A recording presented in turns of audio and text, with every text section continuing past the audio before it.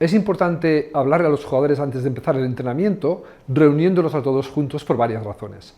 La primera razón es porque normalmente entrenamos jugadores que no son profesionales, es decir, que durante el resto del día hacen otras tareas, a lo mejor estudian, a lo mejor trabajan, tienen otras ocupaciones. Entonces, reunirlos al principio del entrenamiento y decidir que a partir de ahora se empieza a entrenar es una manera de romper psicológicamente con el bloque anterior de actividades, con el nuevo bloque y permitir su concentración en el entrenamiento. Además, aunque no lo parezca, muchos jugadores no piensan que los entrenadores se preparan tanto el entrenamiento. Entonces, el hecho de explicarles el entrenamiento antes de empezar y que precisamente todo lo que tú has dicho que va a ocurrir sea lo que ocurre, para muchos jugadores es pensar, este tío se ha preparado el entrenamiento, y en ese momento tu autoridad y tu presencia delante de los jugadores aumenta.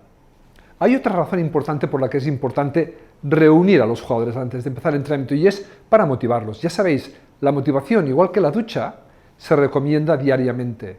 Entonces, antes de empezar a entrenar, es un buen momento para recordar los factores de la motivación para ese entrenamiento, para el partido del próximo día. Puede ser un partido importante, puede ser un partido fácil. Mucho más importante entonces es motivar bien a los jugadores para que estén entrenando y no estén pensando que vamos a tener un partido fácil. Entonces, antes de empezar el entrenamiento es un buen momento para motivar a los jugadores. Y en tercer lugar, seguramente la razón más importante es que hay que reunir a los jugadores antes de empezar el entrenamiento y hablar con ellos para explicarles el entrenamiento. Mira, el rendimiento de tus jugadores durante el partido depende mucho de cómo entrenan. Cómo entrenan depende mucho de dos factores. Uno, la intensidad de entrenamiento, y dos, la concentración durante el entrenamiento. Pues precisamente explicar el entrenamiento antes de empezar el entrenamiento ayuda enormemente a esos dos factores. ¿Cómo ayuda la intensidad?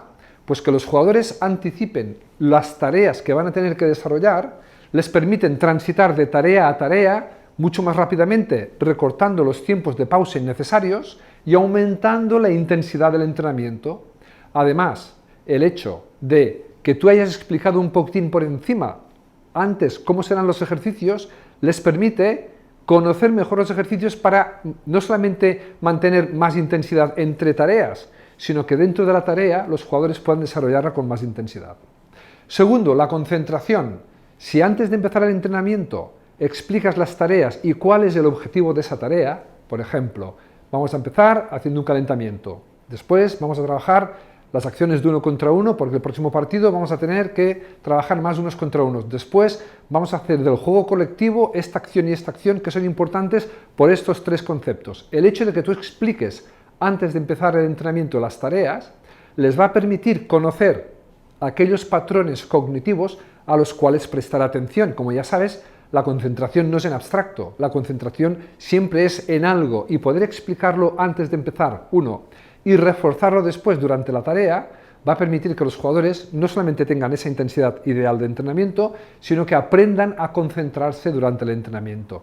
Así que tampoco la reunión de principio de entrenamiento debe ser mucho más larga, de entre 3 y 5 minutos, tampoco es eso, pero sí que ese es un poco el tiempo idóneo de reunión pre-entrenamiento. Ya lo sabes, reúne a los jugadores antes de empezar el entrenamiento, motívalos, explicas las tareas, explica bien el entrenamiento y verás cómo el rendimiento de tu equipo crece rápidamente.